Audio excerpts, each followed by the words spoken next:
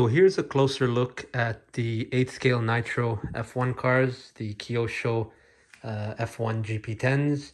These things are absolutely incredible. I mean, to think that these were actually made in the 90s is really cool, because I really enjoy driving these things today a lot more, than a lot of the new kits that are out there.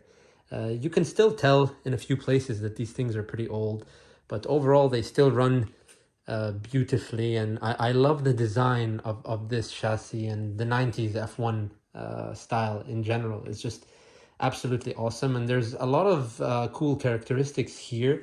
If you follow F1 in real life in general, and if you're pretty familiar with the 90s F1 cars, for example, the exhaust coming out from the diffuser, this is where the real thing, exited the exhaust, because the exhaust gases helped with the diffuser and kind of sucking the car down to the ground.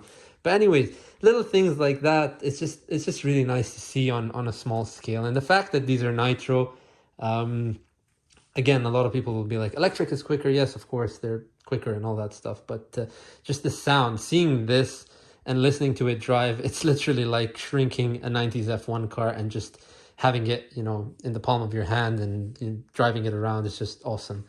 And I like the 8 scale, I like the 8 scale size, because being, familiar with 5th scale and 10th scale, the 8th scale is its own, animal, I would say. It's not too small and it's not too big. It's a really well-made platform, and they're pretty much identical, these two chassis. This is, again, like I said, F1 GP10. The only thing is, one is the Ferrari and one is the Jordan livery. And here are the bodies of them. The bodies are very, very highly detailed, and they look great. I'll put that on there. Now, they look really nice when the body is on, and they sound beautifully. And the mechanics, it's very old school. Like, there is no electric fan for the engine or anything like that. Even the fan is very manual. It's operated by this, little gear here that runs off of the flywheel. And so when the flywheel spins, there's a little gear behind the flywheel that spins this gear that spins the fan, and the fan sucks air from here and keeps, blowing air onto the air-cooled head. So it's awesome that basically cools the engine even when you're idling. So even when you're at idle, it's cooling the engine consistently, which is actually really clever for that time, because even in today's Nitro RC cars, we don't have a consistent cooling method for Nitro engines. It's just, you have to move the car for it to actually cool down. And yeah, these, like I said, they're almost identical. The only thing here is the tank is inverted, and this one is a pull start.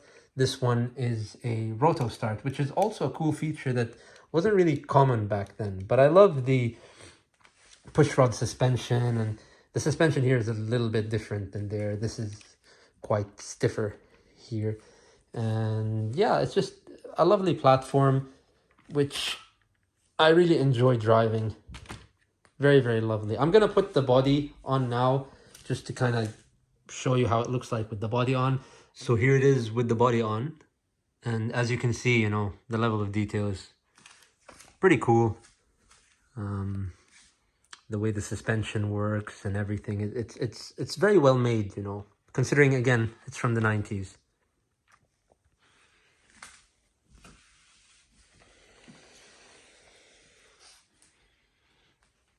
There we go.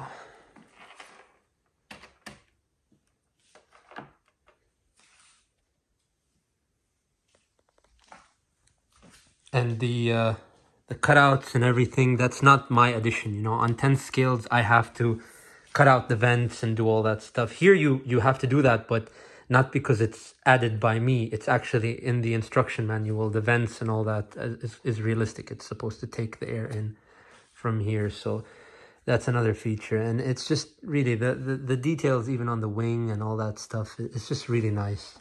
These things are just too much fun to drive. Really, I can't emphasize enough. Yes, they're older. Yes, they're not as quick as electric and all that stuff, but they're really, really wonderful to drive, and they sound and look so scaled. The scale and the realism here, and the level of detail, and I know this isn't supposed to be a Vettel in there, but I decided to put a Sebastian Vettel person in the Jordan. So yeah, but again, the little details, the mirrors and all that stuff, it's just really, really cool. I will say this about these kits is that they have a very, very bad weak point, which is not a big deal, but it's pretty annoying, and it's the front wheels. The front wheels, I can't tell you how many of these I've broken. I mean, I just have plenty of these. The wheel is just too fragile. From the spokes, they're really thin here, so you don't even need to crash it. Any bump or any sudden hit here and the thing just completely goes off. So my thinking is that I would really like to manufacture aluminum wheels for the GPs, the Kyosho GPs, whether it's the GP or the EP, actually, whether it's nitro powered or electric powered. This is a very common weak point in these kits. Other than that, they're absolutely phenomenal, but I'm thinking to contact a CNC machine company or an aluminum casting company and just, you know, get a bunch of these made in aluminum, because it's such a fun kit. And I'm fortunate enough to have spares. You know, I'm fortunate enough to have some spares and all that stuff, to where if I damage a wheel and all that, I can just go and pop the next one. But again, I only have them until they run out. And then when you run out, what do? And if somebody, for example, just has one of these kits and damages the front wheel, it's over. You're not driving this kit anymore. And it's not like parts for these things are readily available anymore. It's really hard finding parts for this. And also, it's not that they're inexpensive. They're really expensive, especially now. It's like everything keeps going up and up and up in price. So yeah, I'm gonna look into that. And if anyone maybe has a similar issue to me, again, these things aren't the most common, so it's not like a problem that many people are going to have, but still, whoever might have these kits and have this issue, it's a shame to have such a unique and rare, you know, older F1 RC car that you can't really drive because of a silly little thing like a wheel brake stopping you. So yeah, I'll look into that further, and I'm hoping that I'll be able to find something or figure it out at least. So yeah. All right, guys, so that's it for the Kyosho F1 GP10s. I hope you enjoyed the video, and as always, I will see you guys next time.